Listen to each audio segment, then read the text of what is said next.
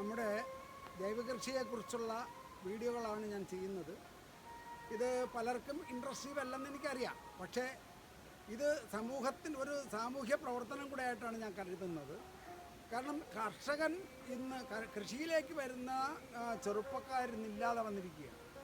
ഒരുവിധമുള്ള ചെറുപ്പക്കാരൊന്നും ഇന്ന് കൃഷിയിലേക്ക് വരുന്നില്ല. ഒരു 50-55 വയസ്സിന് മുകളിലോട്ടുള്ള കർഷക തൊഴിലാളികളും കർഷകരും മാത്രമേ ഇന്ന് യഥാർത്ഥത്തിൽ നമ്മുടെ നാട്ടിലുള്ളൂ.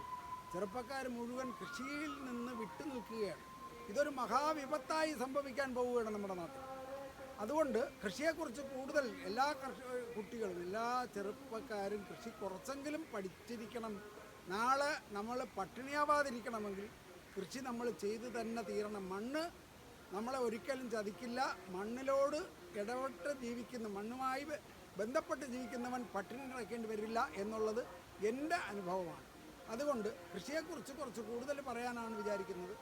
കൃഷി ഞാൻ കഴിഞ്ഞ പ്രാവശ്യം പറഞ്ഞിരുന്നു, ഒരിക്കലും നമ്മുടെ കളകൾ, അതായത് കാട്, കൃഷിസ്ഥലത്തുണ്ടാകുന്ന കാട്, അതിന് കളയെന്നാണ് പറയുന്നത്. ആ കളകൾ ഒരിക്കലും നമ്മുടെ ശത്രുക്കളല്ല, നമ്മുടെ മിത്രങ്ങളാണ്. ഒരു ജൈവ കർഷകൻ്റെ മിത്രമാണ് കളകൾ എന്ന് ഞാൻ പറഞ്ഞു. അതായത് എൻ്റെ പറമ്പിൽ ശരിക്കും കളകളുണ്ട്, എൻ്റെ വിളകളുടെ ഇടയിലൊക്കെ കളകളുണ്ട്. ഈ കളകൾ ഞാൻ ഒരിക്കലും വെട്ടി ചുട്ട് കളയാറില്ല. കാരണം ചുട്ട് കളയുമ്പോൾ ഈ പച്ചില സൂക്ഷിച്ചിരിക്കുന്ന, ആഗിരണം ചെയ്തിരിക്കുന്ന സൂര്യപ്രകാശത്തിൻ്റെ അല്ലെങ്കിൽ സൂര്യ ഊർജം, ആ ഊർജം നമുക്ക് നഷ്ടപ്പെടും. എങ്ങനെ? ഒന്ന് ഹീറ്റ് എനർജിയായി മാറും, പിന്നെ കുറേ ലൈറ്റ് എനർജിയായി മാറും. അങ്ങനെ പ്രകാശോർജമായും പിന്നീട് ചൂടൂർജമായും താപോർജമായും ഇതിനെ വിഘടിക്കപ്പെടും. നമുക്ക് ആ ഊർജ്ജം നഷ്ടപ്പെടുകയാണ്. നമ്മളെ സസ്യത്തിനത് കിട്ടില്ല. അതിനെ നമ്മൾ ചെയ്യുന്നത് ഇതുപോലുള്ള കാടെല്ലാം നമ്മൾ ചെത്തിക്കൂട്ടി വെട്ടിക്കൂട്ടി നമ്മൾ ചെയ്യുന്നത് അടുത്ത കൃഷിക്ക് പൊതയായി ഉപയോഗിക്കും. ഇതൊക്കെ കണ്ടോ, നമ്മൾ കാട് പറിച്ച് നമ്മൾ ഈ മുളകിൻ്റെ, ഈ പച്ചമുളകാണ് ഈ നിൽക്കുന്നത്, പച്ചമുളകിൻ്റെ മൂട്ടിൽ നമ്മളിങ്ങനെ കാട് പറിച്ച് കൂട്ടിയിട്ടിരിക്കുകയാണ്. ഈ കാട്, ഇവിടെ ഉണ്ടായിരുന്ന കാട് മുഴുവൻ നമ്മളിതുപോലെ പറിച്ച് കൂട്ടിയിട്ടു. അതുപോലെ തന്നെ ഇവിടെ നമ്മളിപ്പോൾ ചേമ്പ് നട്ടിട്ടുണ്ട്.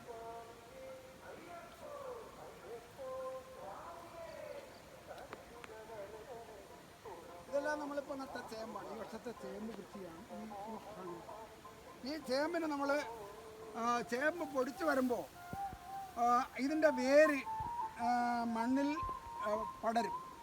വേര് മണ്ണിൽ പടരുമ്പോൾ ആ വേരിൽ ചൂടടിച്ചാൽ നമുക്ക് ഇതിൻ്റെ വിളവ് വളരെ കുറഞ്ഞു പോകും. അങ്ങനെ വേരിൽ വേലടിക്കാതിരിക്കുന്നത് കണ്ടോ, ഇത് മുഴുവൻ നമ്മളിവിടെ നിന്ന് പറിച്ചെടുത്ത കളകളാണ്. ഈ കളകൾ നമ്മളെല്ലാത്തിലും ഇങ്ങനെ വാരി വെച്ചിരിക്കുകയാണ്. കാരണം ഇത് പൊടിച്ച് വരുന്ന സമയത്ത് അപ്പുറത്ത് കാണാം, ആ ചേമ്പെല്ലാം പൊടിച്ച് വന്നപ്പോൾ നമ്മളതിൽ കള വെച്ചിരിക്കുക. ഇനി അതിന് അടുത്ത സെക്ഷൻ കള വെച്ചിട്ട് നമ്മളിതിൽ കോഴിവളമോ അല്ലെങ്കിൽ ചാണകപ്പൊടിയോ എല്ലുപൊടിയോ ഒക്കെ ഇങ്ങനെ വീണ്ടും ഇട്ട് കൊടുത്ത് ഒരു മാസത്തിൽ ഒരു പ്രാവശ്യം വീതം, ഒരു 4 പ്രാവശ്യം നമ്മൾ ഇതിന് വളം ചെയ്യും. ഇതിപ്പം 2 വളം കഴിഞ്ഞാണ് പൊടിച്ച് വന്നിട്ടുണ്ട്.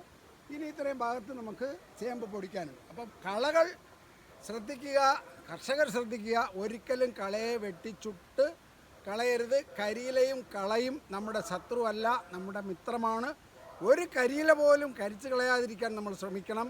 നമ്മളെ നാട്ടിലിപ്പോൾ സ്ഥിരമായി കാണുന്ന വീടിൻ്റെ ഭാഗത്തൊക്കെ ഉള്ള കരിയില തൂത്തുകൂട്ടി ചുട്ട് കളയുകയാണ്. അതൊരു ശല്യം പോലെയാണ്. ഇതൊരിക്കലും നമുക്ക് ശല്യമല്ല. എല്ലാ കരിയിലയും കളയും നമ്മൾ കൃഷിയിടത്തിലേക്ക് എത്തിക്കുക. ഈ കാണുന്നത് കഴിഞ്ഞ പ്രാവശ്യം നമ്മൾ ചീര കൃഷി ചെയ്തിരുന്ന സ്ഥലം.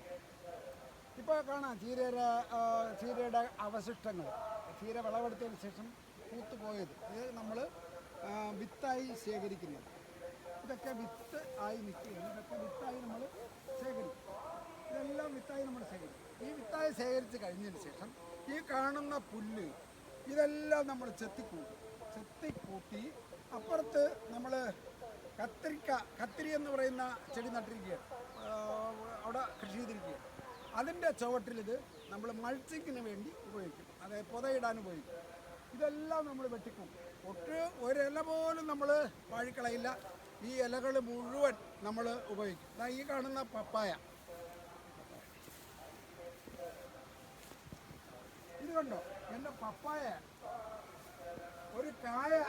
ഏറ്റവും കുറഞ്ഞത് ഒരു 5 കിലോ വരും. ഇതിന് ഒരു പിടി പോലും രാസവളം കൊടുത്തിട്ടില്ല, യാതൊരു വളവും കൊടുത്തിട്ടില്ല, വെറും കാട് വെട്ടിയിട്ട് മാത്രമേ ചെയ്തിട്ടുള്ളൂ, മറ്റൊന്നും ചെയ്തിട്ടില്ല. ഇതുപോലെ പപ്പായ ആയാലും തെങ്ങായാലും ഒന്നിനും രാസവളം. നമ്മളിവിടെ ചാലെടുത്തിരിക്കുകയാണ്, കുറച്ച് ആഴത്തിലാണ് എടുത്തിരിക്കുന്നത്. ഏകദേശം 4 അടി താഴ്ചയിലാണ് നമ്മൾ ഈ ചാലുകൾ എടുത്തിരിക്കുന്നത്. ഈ പാടത്തിൽ ഇങ്ങനെ ചാലെടുക്കുന്നതിന് 2 കാരണങ്ങളുണ്ട്. ഒന്ന്, വെള്ളം വാർന്നു പോവുക എന്നുള്ളത്. രണ്ടാമത്തേതെന്ന് പറയുന്നത് പന്നി ശല്യം വളരെ കൂടുതലുള്ള പ്രദേശമാണ്. ആ പന്നികൾ വന്നാൽ ഈ ചാല് കണ്ടാൽ, ചാലിൽ വെള്ളം കിടന്ന് കണ്ടാൽ പന്നി അവിടേക്ക് ഇറങ്ങില്ല, പന്നി ഇറങ്ങാതെ പോകും. ഇത് ഞാനിവിടെ എൻ്റെ പറമ്പിലെങ്ങും ഞാൻ വേലി വെച്ചിട്ടുണ്ട്. തൊട്ട് മുകളിലത്തെ പറമ്പിൽ അവർ വേലി വെച്ചിട്ടുണ്ട്. പക്ഷേ അവരെ വേലിയൊക്കെ മറിച്ചിട്ട് പന്നി കയറി അവരെ മരച്ചീനി മുഴുവൻ നശിപ്പിച്ചു കളഞ്ഞു. പക്ഷേ എൻ്റെ ചേമ്പിനെ പോലും പന്നി എടുക്കാറില്ല. കാരണം മറ്റൊന്നല്ല, ഇത് പന്നിയുടെ വാരിക്കുഴി കൂടിയാണ് എൻ്റെ ഈ ചാലുകൾ. കുറച്ച് പൈസ കൂടുതൽ ചിലവാകും ഈ ചാല്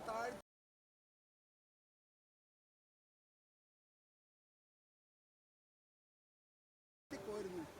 പല കർഷകരും വയലിൽ ചാല് താഴ്ത്തി പോരാറില്ല. താഴ്ത്തി പോരാത്ത ഒറ്റ കാരണം കൊണ്ട് തന്നെ അവരൊക്കെ കൃഷിയിൽ വൻ നഷ്ടം സംഭവിക്കും. ഈ കാട്ടുപന്നിയുടെ ശല്യം ഒഴിവാക്കുന്നതിന് ഏറ്റവും നല്ല വഴി എന്ന് പറയുന്നത്, രണ്ടാമത്തേത് കാട്ടുപന്നിയുടെ താഴ്ചയിൽ ചാല് കോരി എടുക്കുക. ഇടയ്ക്കിടയ്ക്ക് ചാല് കോരി ഇതുപോലെ ഇട്ടിരുന്നാൽ ഈ പന്നികൾ നമ്മളെ കൃഷിയെ നശിപ്പിക്കുകയില്ല. പിന്നെ നമ്മൾ ചെയ്യേണ്ടത് വേപ്പിൻ്റെ കുരു കുറച്ച് വില കൂടുതലാണ്. ആ കുരു കൃഷി ചെയ്യുമ്പോൾ കൂടെ, അതായത് മരച്ചീനിയായാലും ചേമ്പാവായാലും പയറായാലും പടവലമായാലും എന്ത് കൃഷി ചെയ്താലും നമ്മൾ ആ ചുവട്ടിൽ ആദ്യം അടിവെള്ളത്തിൻ്റെ കൂടെ ഒരു ചെടിക്ക് ഇപ്പോൾ ഞാൻ മലക്കറി കൃഷിക്കൊക്കെ ചെയ്യുന്ന ഒരു 50 ഗ്രാം വേപ്പിൻ കുരു കൂടെ ഇട്ടാണ് നടന്നത്. ഈ വേപ്പിൻ്റെ മണം കേട്ടാൽ പന്നി ആ മണ്ണ് കിളക്കില്ല. ആ പന്നി ആ മണ്ണിലെ ഒരു കൃഷിയെ നശിപ്പിക്കുകയില്ല. ഇത് നമ്മുടെ പയർ കൃഷിയാണ്. ഇത് ഏകദേശം 1 മീറ്റർ നീളം വരുന്ന അച്ചിങ്ങാപ്പയറാണ്. ഈ അച്ചിങ്ങാപ്പയർ നമ്മൾ പൂർണ്ണമായി ജൈവ രീതിയിലാണ് നടുന്നത്. ഇതിന് പ്രത്യേകതയുണ്ട്. ഇതിനടിയിൽ നമ്മൾ ലിവിങ് മൾച്ചിങ് നമ്മൾ കരിയിലിടും, അത് പെട്ടെന്ന് തന്നെ ദ്രവിച്ചു പോകും. അപ്പോൾ ലിവിങ് മൾച്ച്, അതായത് ജീവനുള്ള മൾച്ചിങ് ജീവനുള്ള പൊതയായിട്ട് ഞാനിവിടെ ഉപയോഗിച്ചിരിക്കുന്നത് ചീനിവള്ളിയും മധുരച്ചീനിയുടെ വള്ളിയും അതുപോലെ ചീരയുമാണ്. അപ്പോൾ ഈ ചീരയും ചീനിവള്ളിയും ഒരു അഡീഷണൽ വിളയാണ്.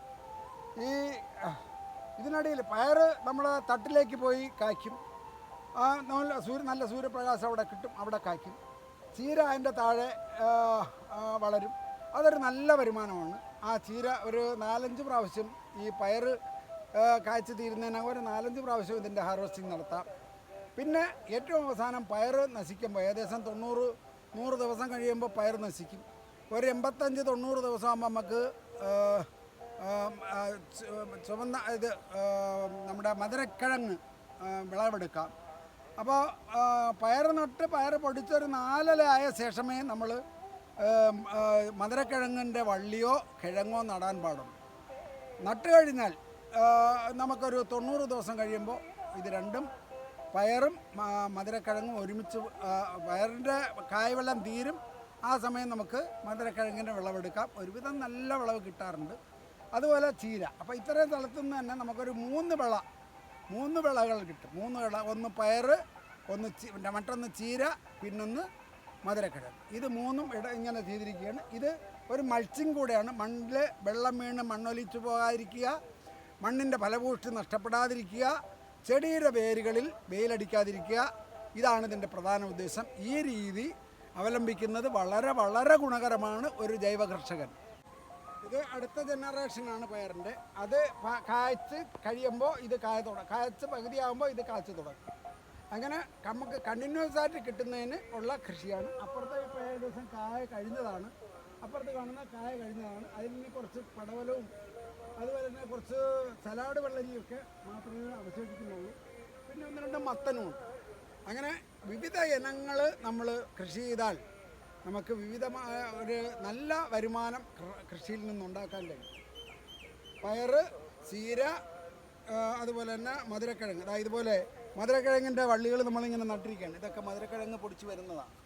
അപ്പോൾ പയറ് പൊടിച്ച് വളർന്നു, മധുരക്കിഴങ്ങ് ഇത്രയും ആയിട്ടുണ്ട്. അതുപോലെ ചീര, വിവിധ ഇനം. നമ്മളിവിടെ ചീര പാകിയതല്ല, കഴിഞ്ഞ പ്രാവശ്യം ചീര നിന്ന പറമ്പാണിത്, ഭാഗമാണ്. ആ ചീര വിളവെടുത്ത ശേഷം ആ ചീരയിൽ നിന്ന് വീണ വിത്തുകൾ ഇവിടെ വീണ് കിടന്ന് പൊടിച്ചതാണ്.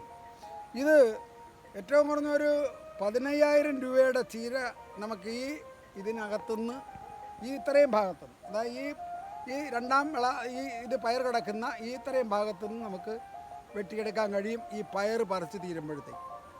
അതുപോലെ ഒരു 6,000 രൂപയുടെ മധുരക്കിഴങ്ങും കിട്ടും. അതാണ് ഇത്രയും സ്ഥലത്തുനിന്ന് ഞാൻ പ്രതീക്ഷിക്കുന്നത്. ഇത്രയും സ്ഥലത്തുനിന്ന് ഒരു 100 കിലോയിൽ കുറയാത്ത പയറും കിട്ടും. എൻ്റെ വീഡിയോ കാണുകയും എന്നെ പ്രോത്സാഹിപ്പിക്കുകയും ചെയ്യുന്ന എല്ലാ സുഹൃത്തുക്കൾക്കും ഞാൻ നന്ദി പറയുകയാണ് ആദ്യമേ. അതുപോലെ തന്നെ വ്യൂവേഴ്സ് വളരെയധികം കൂടിയിട്ടുണ്ട്. 2 ലക്ഷത്തിൽ പരം, ഏകദേശം 2.5 ലക്ഷം വ്യൂവേഴ്സ് ഇതുവരെ വന്നിട്ടുണ്ട്. പക്ഷേ സബ്സ്ക്രൈബ് ചെയ്യുന്നവരുടെ എണ്ണം വളരെ കുറവാണ്. പരമാവധി സബ്സ്ക്രൈബ് ചെയ്ത് സഹായിക്കണം. കാരണം സബ്സ്ക്രിപ്ഷൻ ഉണ്ടെങ്കിൽ മാത്രമേ നമുക്ക് മെയിൻ സ്ട്രീമിലേക്ക് നമുക്ക് എത്താൻ കഴിയുള്ളൂ. അതുകൊണ്ട് സബ്സ്ക്രൈബ് ചെയ്യണം. അതുപോലെ തന്നെ അഭിപ്രായങ്ങൾ ഏതോ ആയിക്കോട്ടെ, അനുകൂലമായാലും പ്രതികൂലമായാലും, യോജിപ്പും ഒക്കെ അഭിപ്രായങ്ങളായി രേഖപ്പെടുത്തണം. അതുപോലെ തന്നെ ഷെയർ ചെയ്യണം, സുഹൃത്തുക്കളിലേക്ക് ഇത് ഷെയർ ചെയ്യണം. കാരണം ഇത് ഷെയർ ചെയ്യണമെന്ന് ഞാൻ പറയാൻ കാരണം, ഞാൻ ആദ്യമേ പറഞ്ഞു, നമ്മുടെ നാട്ടിൽ കർഷകരുടെ എണ്ണം വളരെ വളരെ കുറഞ്ഞിരിക്കുകയാണ്. ഇന്ന് നമ്മുടെ നാട്ടിൽ ഇറങ്ങി നടന്നാൽ കൃഷി ചെയ്തിരിക്കുന്നതിൻ്റെ ഒരു 10 മടങ്ങ് സ്ഥലമെങ്കിലും കൃഷി ചെയ്യാതെ കിടപ്പുണ്ട്. എന്തുകൊണ്ടാണ് കൃഷി ചെയ്യാത്തത്? ചെറുപ്പക്കാരും കൃഷിയിലേക്ക് വരുന്നില്ല. ഞാൻ നേരത്തെ പറഞ്ഞു, ഒരു 55 വയസ്സ് 60 വയസ്സിന് മുകളിലോട്ടുള്ള കർഷകർ മാത്രമേ ഇപ്പോൾ ഉള്ളൂ. ചെറുപ്പക്കാർ കൃഷിയിലേക്ക് വരുന്നില്ല, വളരെ വളരെ വിരളമാണ്. ഏത് ജോലി നമ്മൾ ചെയ്താലും, നമ്മൾ എത്ര ഉന്നതിയിലുള്ള പണി ചെയ്താലും ശരി, നമ്മൾ മണ്ണിൽ പണി ചെയ്യണം, മണ്ണിൽ ആഹാരം വിളയിക്കണം. അതൊരു മനുഷ്യൻ്റെ പരമപ്രധാന കടമയാണ്. അതുകൊണ്ട് ഇതൊരു സോഷ്യൽ വർക്ക് കൂടി ആയി കണക്കാക്കണം. എത്രയും കൂടുതൽ ആളുകളിലേക്ക് എൻ്റെ ഈ സന്ദേശം എത്തിക്കാൻ ഓരോരുത്തരും സഹായിക്കണം എന്ന് മാത്രമാണ് എനിക്കിപ്പോൾ പറയാനുള്ളത്. എല്ലാവർക്കും എൻ്റെ നന്ദി അറിയിക്കുന്നു.